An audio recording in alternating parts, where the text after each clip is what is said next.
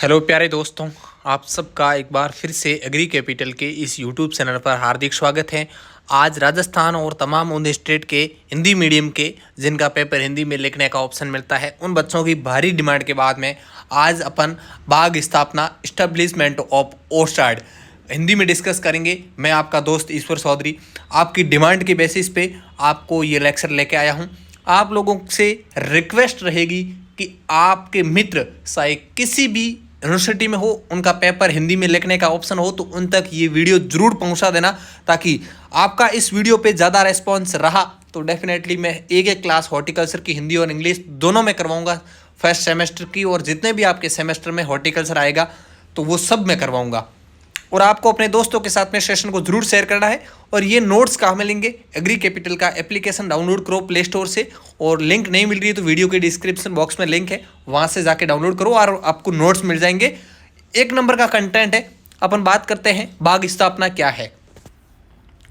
बाग लगाना दीर्घकालीन निवेश है। बाग लगाना दीर्घकालीन निवेश मतलब एक लॉन्ग टाइम का इन्वेस्टमेंट है। बाग लगाना, एक बार वृक्ष लगाने के बाद ये कई वर्षों तक फलते फूलते रहते हैं। आपको पता है, एक बार इन्वेस्टमेंट कर दिया, एक बार बगीचा लगा दिया, उसके बाद में आपको कई वर्षों तक उसके ऊपर बस एक मेंटेनेंस करने की ज़रूरत पड़ती है। बाकी आपको पता है वो इनकम देता रहेगा या आपकी आवश्यकता को पूर्ति करता रहेगा। फलदार वृक्ष लगाने के 5 से 8 वर्ष बाद व्यावसायिक फलन में आते हैं। यानी कोई भी पेड़ लगा रहे हो फ्रूट वाला, उसके 5 से 8 साल बाद में उसमें आपको पता है कि फ्रूटिंग आती है, फल आते हैं। अतः बाग लगाने के बाद हुई गलती को दूर करना मुश्किल होता है। आपको पता है कोई बगीचा लगा देने के बाद में उसमें गलती सुधार करने की थोड़ी बहुत मुश्किल होता है, हो तो जाता है लेकिन मुश्किल होता है। तो उसको लगाने से पहले अपने को क्या किन किन चीज़ों का ध्यान रखना चाहिए वो आज के इस चैप्टर में अपन पढ़ेंगे, ठीक है। इसलिए पौधे की वृद्धि, फलन और पौधे को प्रभावित करने वाले समस्त कारकों को ध्यान में रखकर बाग लगाना चाहिए कि पौधा किस तरीके से। कई बार क्या करते हैं अपन पौधों को बहुत पास में लगा देते हैं, जैसे क्या है कि एक दूसरे पौधे की वो वृद्धि होती है ना, वो इफेक्ट हो जाती है। वृद्धि इफेक्ट होने के बाद में क्या होता है, उसमें फ्रूटिंग कम आती है, फलन कम आते हैं। तो उस फलन कम आने से अपने को तो सीधा है कि आर्थिक रूप से नुकसान हो गया ना। तो इन सारी चीज़ों को ध्यान में रखते हुए अपने को ये बाग बगीचा लगाना है। वो कौन कौन से पॉइंट हैं उसकी अपन डिस्कस करेंगे। सबसे पहले उपयुक्त स्थान होना चाहिए और स्थिति होनी चाहिए। बगीचा लगाने की स्थिति का पता होना चाहिए और स्थान पता होना चाहिए, किस स्थान पे लगा रहे हैं। Suitable location and site. देखो, स्थिति से तात्पर्य है किसी सुपरिचित स्थान के संदर्भ में स्थान विशेष की स्थिति। स्थान से तात्पर्य है वह जगह जहाँ बाग लगाया जाता है। ऐसी जगह जहाँ पे अपने को बाग लगाना है वो होती है स्थिति, ठीक है। स्थान भी स्थिति और स्थान वो समझ सकते हो कहाँ पे अपन बाग लगा रहे, एक सूटेबल अपना स्थान होना चाहिए, ठीक है। अवस्थिति एवं स्थान का चुनाव करते समय निम्न बिंदुओं पर ध्यान देना चाहिए। कौन कौन से बिंदु है उनके ऊपर फोकस करना चाहिए। बाग पहले से स्थापित फलोत्पादन क्षेत्र में लगाना बेहतर होता है। जहाँ से आपको पता है कि पहले फ्रूट प्रोडक्शन अच्छा हो रहा है, वहाँ पे यदि आप बाग लगा रहे हो तो आपके लिए बेहतर होने वाला है। ऐसे क्षेत्र में सरकारी सहायता अनुदान आसानी से उपलब्ध हो जाता है। ऐसे जहाँ से पहले से आपका फलोत्पादन हो रहा है, यदि वहाँ पे लगाओगे तो आपको गवर्नमेंट की तरफ से जो भी सहायता मिलती है या जो भी अनुदान ऋण मिलता है वो आसानी से उपलब्ध हो सकता है। फलोत्पादन में काम आने वाले इनपुट्स मतलब कौन कौन से यंत्र काम आते हैं, कौन कौन सी केमिकल्स काम आते हैं, वो सारे इनपुट्स। कौशल श्रमिक यानी कि मजदूर, कौन कौन से मजदूर क्या लगते हैं, विशेष यंत्र आदि की व्यवस्था करना विकसित फलोत्पादन क्षेत्र में आसान होता है। जहाँ पर विकसित है वहाँ पे आसानी से ये चीज़ें सारी अवेलेबल हो जाती है। फल शीघ्र नाशवान प्रकृति के होते हैं। फल आपको पता है शीघ्र ही नष्ट होने वाले होते हैं, अतः नुकसान से बचने हेतु उत्पादों का शीघ्र निपटारा करना अति आवश्यक है। जैसे आप कोई भी फल लगा रहे हो और उस फल का प्रोडक्शन होने के बाद में उसका टाइम से कंजप्शन होना चाहिए, टाइम से वो जहां आप उसको पहुंचाना चाह रहे हो वो पहुंच जाना चाहिए, अदरवाइज आपको पता है वो खराब हो जाएगा। इस हेतु बाग का स्थान सड़क या रेल अन्य मार्ग से अच्छी तरह जुड़ा हुआ होना चाहिए। जैसे कोई किसान ऐसे स्थान पे बाग बगीचा लगा रहा है, वहाँ पे ट्रांसपोर्टेशन की सुविधा नहीं है, तो वो अच्छी उत्पादन करने के बाद में भी वो अच्छी इनकम नहीं ले सकता, क्योंकि उसके फसल जो प्रोडक्शन मिला है वो टाइम से मार्केट में पहुंच नहीं पा रहा है, उसकी वजह से उसको नुकसान होता है। तो आपको जहाँ पे भी आप बगीचा लगा रहे हो उसके नियर में आपकी रोड की फैसिलिटी होनी चाहिए, ट्रांसपोर्टेशन फैसिलिटी होनी चाहिए, तो कि आपका माल है आसानी से मार्केट में जा सके, कंज्यूमर तक जा सके। प्रोड्यूसर टू कंज्यूमर आप इकोनॉमिक्स में पढ़ोगे तो ये कंसेप्ट आपको ध्यान रखना है। बाजार आसपास स्थित होना चाहिए, इससे परिवहन लागत में कमी होती है। ध्यान ये भी रखना चाहिए कि मार्केट आपके जहाँ पे भी आप ये अपना ओरसाइड लगा रहे हो, बगीचा लगा रहे हो, उसके नियर में होना चाहिए, ज़्यादा दूर नहीं होना चाहिए, क्योंकि आप ट्रांसपोर्टेशन कॉस्ट है ना वो कम लगना चाहिए, ताकि आपकी ज़्यादा से ज़्यादा बचत हो सके। बागवानी फसलें अधिक देखरेख मांगती हैं, अतः श्रमिकों की उपलब्धता पर ध्यान देना चाहिए। बागवानी फसल जो भी आप लगा रहे हो ना, उसमें क्या है, देख रेख बहुत ज़्यादा आवश्यकता होती है। जैसे कोई अनार लगा रहा है तो उसमें बहुत ज़्यादा देख रेख, एक या दो तो फार्म पे आपको मजदूर की आवश्यकता होती ही होती है। तो श्रमिकों की उपलब्धता पर ध्यान देना चाहिए। ऐसा नहीं कि आप श्रमिक नहीं यार बाद में बुला देंगे, हार्वेस्टिंग के टाइम पे बुला देंगे या इरिगेशन के टाइम पे अचानक बुला देंगे, ऐसा नहीं है। आपको प्रॉपर रूप से ध्यान देना चाहिए, ठीक है। बाग रोग कीटों संवेदी क्षेत्र में नहीं होना चाहिए, यानी कि ऐसे स्थान पे बाग नहीं लगाना चाहिए जहाँ पे बहुत सारे डिजीज इंसेक्ट पेस्ट लग रहे हैं, उन पे नहीं होना चाहिए। उन चीज़ों का स्पेशल ध्यान रखना चाहिए। बाग का स्थान औद्योगिक क्षेत्र से दूर होना चाहिए, जहाँ पे फैक्ट्री लग रही है कोई भी, उन फैक्ट्री से दूर होना चाहिए, क्योंकि फैक्ट्री से निकलने वाला जो आपका गंदा पानी होता है, कचरा होता है, धुआं होता है, ये क्या करता है, वृक्षों को इफेक्ट करता है, प्रभावित करता है, उसकी ग्रोथ को रोक देता है, उसके अंदर डिजीज कर देता है। जैसे मैंगो में आपने सुना होगा ब्लैक टिप, जो ये फैक्ट्रियों के धुओं की वजह से ही होता है ना। अच्छा, नेक्स्ट पॉइंट अपन बात करते हैं, बाग हवा या पहाड़ प्रबल क्षेत्र में नहीं होना चाहिए। बहुत ज़्यादा जहाँ से हवा चलती हो, बहुत ज़्यादा आंधी तूफान चलते हो, या पहाड़ वाला क्षेत्र है, वहाँ पे भी आपको बाग बगीचा नहीं लगाना चाहिए, उससे भी आपको नुकसान होता है। अगला अपन बात करते हैं कि जहाँ आप बाग लगा रहे हो वहाँ की मृदा कैसी होनी चाहिए, मिट्टी कैसी होनी चाहिए, सोइल का भी आपको ध्यान रखना बहुत ज़रूरी है। मिट्टी पौध उत्पादन के लिए आधार का काम करता है। पौधे की जो आधारीय वृद्धि है उसको बढ़ाने का काम करती है आपकी मृदा। तो मृदा के अंदर कौन कौन से गुण होने चाहिए ताकि आपका बाग है जो अच्छा हो सके, अच्छा प्रोडक्शन आपको मिल सके। यह उर्वर, गहरी और जल निकास युक्त होनी चाहिए। आपकी जो सॉइल है वो उर्वर होनी चाहिए, गहरी होनी चाहिए और जल निकास की प्रॉपर व्यवस्था होनी चाहिए, ठीक है। उसके बाद में नेक्स्ट अपन बात करते हैं, बहुत क्षेत्रों के मृदा में मुरमम या कैल्शियम कार्बोनेट की सख्त परत होती है, ऐसे में पौधों की अच्छी बढ़वार नहीं होती है। कहने का इनका मतलब है कि बहुत सारी ऐसी ज़मीन होती है, ऐसी मृदा होती है, वहाँ पे कठोर परत होती है। कठोर परत होने की वजह से क्या होता है, जो आप फ्रूट्स क्रॉप्स लगा रहे हो उसकी रूट्स ज़मीन में नहीं जा पाती है, और ज़मीन में रूट्स नहीं जा पाती है तो उसका एरेशन प्रॉपर रूप से नहीं हो पाता है। सेकंड, उसको आप इरिगेशन दे रहे हो, वो वाटर भी प्रॉपर प्लांट्स की रूट्स तक नहीं पहुँच पाता है। तो ऐसी मृदाओं को आपको सेलेक्ट नहीं करना चाहिए। मृदा में जल भराव की स्थिति नहीं होनी चाहिए। मिट्टी के अंदर वाटर लॉगिंग की कंडीशन नहीं होनी चाहिए। जैसे कि आप ड्रेनेज, पहला ही पॉइंट बताया था कि जल निकास की प्रॉपर रूप से व्यवस्था होनी चाहिए। जल भराव विशेष रूप से आड़ू, पपीता और नींबी वर्गीय फलों के लिए नुकसानदायक है। इमली, जामुन, खजूर, नारियल आदि किसी सीमा तक जल भराव सहन कर जाते हैं। जल भराव वाले मृदों में अधिकांश फल वृक्ष जड़ क्षेत्र में अवायवीय स्थिति पैदा होने के कारण नहीं उग पाते हैं। जल भराव के कारण पौधा वृद्धि नहीं कर पाता है और आपको पता है लास्ट में पौधा मर भी जाता है। तो आपको जल भराव वाली स्थिति में भी नहीं लगाना चाहिए, ऐसी मिट्टी का सिलेक्शन नहीं करना चाहिए।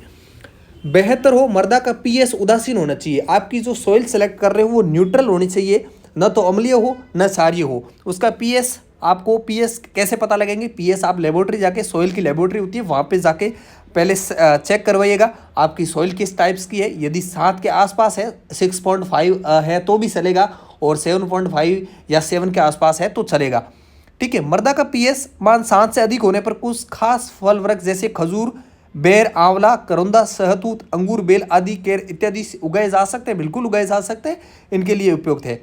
बेहतर फल उत्पादन हेतु मृदा में नमी धारण करने की पर्याप्त क्षमता होनी चाहिए, यानी कि अच्छी फल आपको मिले, इसके लिए सॉइल के पास में ये करेक्ट होना चाहिए कि वो पर्याप्त रूप से नमी को ग्रहण कर सके, बलुई मृदा की जल धारण क्षमता बहुत ही कम होती है।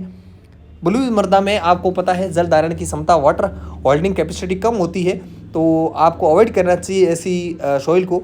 ऐसी मृदा कार्बनिक पदार्थ अधिक मात्रा में उपयोग कर बागवानी के लिए उपयोग बनाई जा सकती है, यहाँ अवॉइड करो। सेकंड ये है कि आप कार्बनिक पदार्थ यूज करके उसको इस फ्रूट क्रॉप्स के लिए आप उपयोगी बना सकते हो।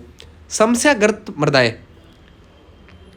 अपरदित खदान क्षेत्र, शुद्र रेवाइन लैंड आदि में फसलों उत्पादन करना कठिन होता है। ऐसा मृदा को सुधार कर बाग में प्रयोग लाना चाहिए। जो आपको पता है अपरदित मृदा है या माइंड है, जहाँ से खनन होता बहुत ज़्यादा, वो क्या है, फल वृक्ष के लिए उपयुक्त नहीं होती। या तो पहले उसके अंदर सॉइल के अंदर आप इम्प्रूवमेंट करो, उसके बाद में वहाँ पे बगीचा लगाओ। नेक्स्ट अपन बात करेंगे क्लाइमेट कंडीशन किस तरह की होनी चाहिए। आप जो फ्रूट क्रॉप्स बगीचा लगा रहे हो वहाँ की जलवायु कैसी होनी चाहिए, ये चीज़ भी बहुत इंपॉर्टेंट है। यह फसल विशेष के लिए विशेष क्षेत्र विशेष के चुनाव का महत्वपूर्ण कारक है। कोई भी फसल लगा रहे हो उसका स्पेशल एक जलवायु होता है, तो ये विशेष चुनाव का महत्वपूर्ण घटक है। आप बगीचा लगा रहे हो क्योंकि अलग अलग क्षेत्र में अलग अलग प्रकार की जलवायु होती है।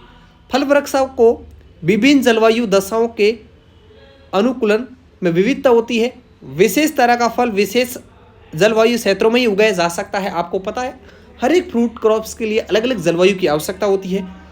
जलवायु आवश्यकता के अनुसार फल वृक्षों को 3 वर्ग में विभक्त किया जा सकता है, ट्रॉपिकल, सब ट्रॉपिकल और टेम्परेट, यानी कि उष्ण कटिबंधीय, उपोष्ण कटिबंधीय और शीतोष्ण कटिबंधीय 3 प्रकार के आपके ये जलवायु के आधार पर फलों को विभक्त किया गया है।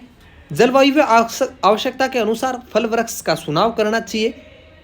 जैसे जिस कंडीशन में जो फ्रूट क्रॉप उग सकती है उसी को उसी कंडीशन में लगाना चाहिए, इसका कहने का मतलब है। जैसे सेब, नाशपाती, आलू बुखारा, खुबानी, अखरोट, बादाम हेतु पर्वतीय क्षेत्र का चुनाव करना चाहिए। जहाँ पहाड़ी इलाका है वहाँ पे इन क्रॉप्स को लगाना चाहिए, इन फसल को लगाना चाहिए या इन पौधों को लगाना चाहिए। आम, केला, पपीता, अमरूद, अंगूर, चीकू, काजू, कटहल, नारियल, अनानास, एवोकाडो हेतु उष्ण कटिबंधीय क्षेत्र। नींबू वर्गीय फल, अनार, अंगूर, अंजीर, शरीफा, बेर, बेल, करोंदा, जामुन आदि हेतु उपोष्ण कटिबंधीय क्षेत्र उपयुक्त है। ये क्लाइमेट कंडीशन है, आपको ध्यान रखना कौन से क्लाइमेट में कौन सी जो फ्रूट क्रॉप्स लगा सकते हैं, ये एग्जाम्पल के रूप में। और एक अलग अलग क्रॉप्स के लिए अलग अलग जलवायु की आवश्यकता होती है। उसके बाद में प्लानिंग किस तरीके से करेंगे। आप यदि ओसाइड इस्टेब्लिश कर रहे हो तो उसके पहले आपको प्लानिंग करना चाहिए, क्या क्या करोगे वो ध्यान रखना है। यह बाग स्थापना की समस्त क्रियाविधि से संबंधित है। ऑल ओवर जो बाग के बारे में, जो भी बाग लगाने की सोच रहे हो, तो ये ऑल ओवर डेवलपमेंट के बारे में बात की जा रही है। कार्य योजना में बाग के लिए भवन, सड़क, रास्ता, बाढ़, वायु अवरोधक, पौधरोपण विन्यास, रोपण विधि, रोपण दूरी आदि समस्त घटकों का स्पष्ट रूपरेखा तैयार किया जाता है। कहने का मतलब ये है कि बाग लगाने के लिए अपने खेत में कौन सी जगह पे मकान बनाएंगे, कहाँ से सड़क का रास्ता निकालेंगे, कहाँ पे बाढ़ कैसे बनानी है, बाढ़ में कौन से आपको तारबंदी यूज़ करनी है या और कौन सी मटेरियल यूज़ करना है, वायु अवरोधक पेड़ कैसे लगाने हैं, पौधरोपण में किस तरीके से करना है, रोपण विधि कौन सी करनी है, डिस्टेंस कितना रखना है, तमाम तरह के जो भी घटक है इनके अंदर रूपरेखा तैयार की जाती है। सामान्यतः बाग के कुल क्षेत्रफल का 10% इन घटकों के लिए अलग से रखा जाता है। आप मान लो 100% खेती करना चाह रहे हो तो उसमें से 10% आपको इनके लिए अलग से स्पेशल एरिया रखा जाता है। बाग के प्रवेश द्वार पर छोटा सुरक्षा घर बनाया जाता है। बाग हेतु भवन 20 में बनाया जाता है। भंडारण गृह, स्टोरेज हाउस, पैकिंग हाउस आदि का रूपरेखा में समावेश होना चाहिए। बाग का हर क्षेत्र सड़क रास्ते से जुड़ा हुआ होना चाहिए। जहाँ पे भी बाग लगा रहे हो तो उस रोड से आपका खेत कनेक्ट रहना चाहिए, ये चीज़ जरूर ध्यान रहना चाहिए। एक दूसरे को पार करते रास्ता 90 डिग्री कोण पर, 90 डिग्री एंगल पर होना चाहिए। ठीक है, बाग के भीतर 10 से 15 फीट चौड़ी सड़क गाड़ी, मोटर वाहन आदि के आगमन के लिए प्राप्त होता है।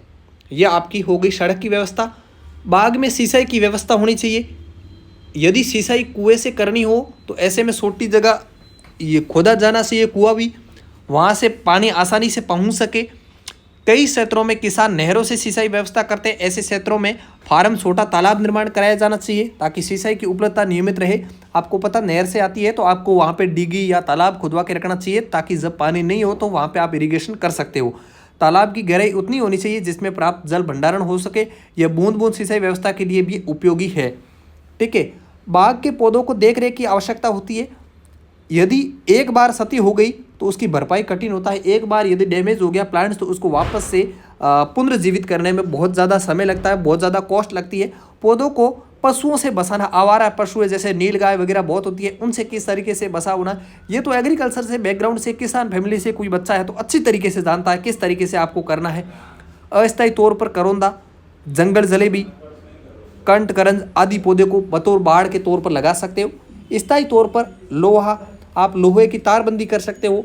सीमेंट के खंभों की मदद से कंटीली तार बाड़ के आदि की व्यवस्था की जानी चाहिए। इसे तो 8 से 10 फीट ऊंचे खंभे पर्याप्त है और इन खंभों के ऊपर सीधे कंटीले तार की मदद से 10 से 15 सेंटीमीटर की दूरी पर कंटीली तार खींचकर बाड़ की व्यवस्था की जानी चाहिए।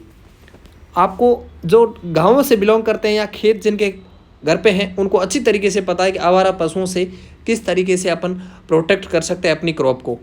वायु अवरोधक पौधों को खेत के चारों ओर लगाना लाभकारी होता है। ऊंचे बढ़ने वाले पौधों को बतौर वायु अवरोधक लगाना चाहिए। ये निम्न प्रकार के होते हैं।